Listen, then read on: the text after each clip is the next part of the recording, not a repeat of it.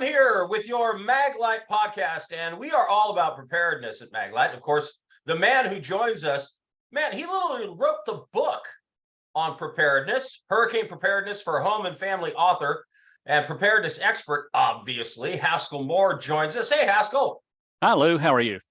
So what we're going to talk about today is a subject that families especially need to keep in mind, and that is preparedness for the wee ones, for children, correct? Absolutely. Something often overlooked.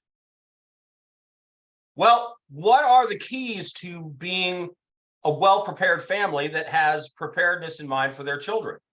So I talked to two different experts in this area, one of which was a psychiatrist and the other is my wife. She taught for 14 years, and so she added to this as well.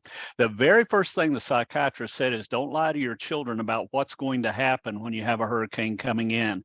Now, she said to have an age-appropriate conversation, so don't frighten them with the gory details, but do make sure that they know what's coming because they're going to hear about it. Their friends are going to be talking about it.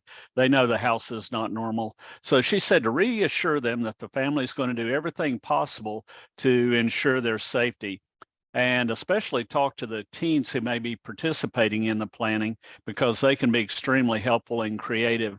And then make sure everybody is clear on what is expected to them, especially the teens, because they will probably be taking a more active role. So for the children, include them in the simple prep activities, give them something to do, make them feel like they're making a meaningful contribution, maybe allow them some additional screen time, PC, other privileges to sort of help keep them distracted while the parents go about their daily routine about getting ready for the hurricane. And one of the things my wife suggested is have a surprise stash of toys or games that you've purchased ahead of time, and you can dole those out daily. Those should help to be a distraction to the children and to give them something to do while the rest of the family is working. Now, before the storm, make sure the children are clear of any areas that you may be working with power tools. If you're on ladders, such as putting plywood shutters up or something like that, make sure the kids stay out of the work area. One of the most important things you want to do is make sure no one gets injured before or after the hurricane.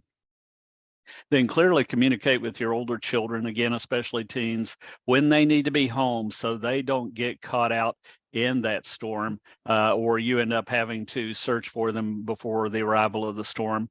And keep close tabs on all of your children so you know where they all are all the time. During the storm, keep the kids close by for their safety and for yours. Having a child get injured during a hurricane is a really bad thing. Before, during, and after a hurricane, it's going to be extremely difficult to get to medical resources and to get your children the kind of care they would need if they get sick or injured. And one of the things that I recommend is for the children, for the young children, this is a Maglite Solitaire. It's a little AAA light. It doesn't put out so much light that it could potentially affect their ability to see or harm their vision. But it's a good little light for kids to have. Gives them some feeling of power and control. Of course, you know, this is after either at night or when the power goes out. But the Maglite Solitaire, really a great little light. The other thing I recommend, and I've been recommending Maglites for over 20 years now. This is the new ML300L4D LED long-running flashlight, and you can find it on the Maglight website.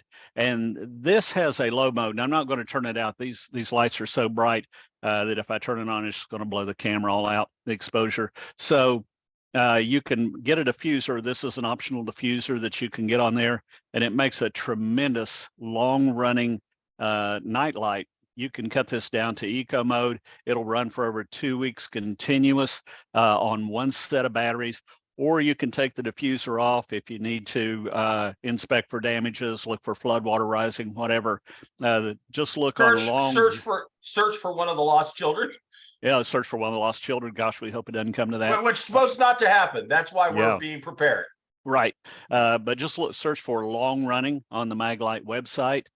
And then be prepared with some low-tech games to keep the kids occupied, such as board games, card games, things that don't require power. Then after the storm, don't let your children go outside until you've inspected the area for damages. Also look for down power lines. That's a big killer. It's extremely dangerous. Snakes and wildlife. After Hurricane Harvey, we had a 6-foot alligator in our just right off our backyard. And then blown off manhole covers are extremely dangerous. You know, if a kid's out there playing, steps in one of those, there's just no recovering from that. Don't allow your children to play in floodwaters. There's fecal matter in that. There's chemicals. There's fertilizer. There's all kinds of nasty stuff out there. So don't let your kids play in floodwater. And then again, watch them closely, reassure them often, keep up with their whereabouts, inspect the area before you let the kids go outside and look for any dangers. That's it. Well, that sounds good. Thank you very much. Absolutely vital information for those that have families and could find themselves in an emergency situation, which of course can happen to anybody. California, you got wildfires and earthquakes. Other parts of the country, you got tornadoes, you got hurricanes in the south and southeast, sometimes the East Coast. So things to watch out for. Obviously here where I am during the winter, our thing is ice storms and snowstorms that'll take the power down. Right. So always got to have one of these handy. Also my favorite Maglite, the ML300L 4D, because I like having a battery powered light. We also have a number of rechargeables in the house, but I like having the battery powered lights. You can have extra batteries, and if the power goes out, you can charge that thing back up. Although, as you said, on eco mode, this is going for 2 weeks, so I hope your power's not off for that long. All right, Lou Desmond here for the Maglite podcast. He's Haskell Moore. He's the expert. Thanks for being here, everybody. Until next time.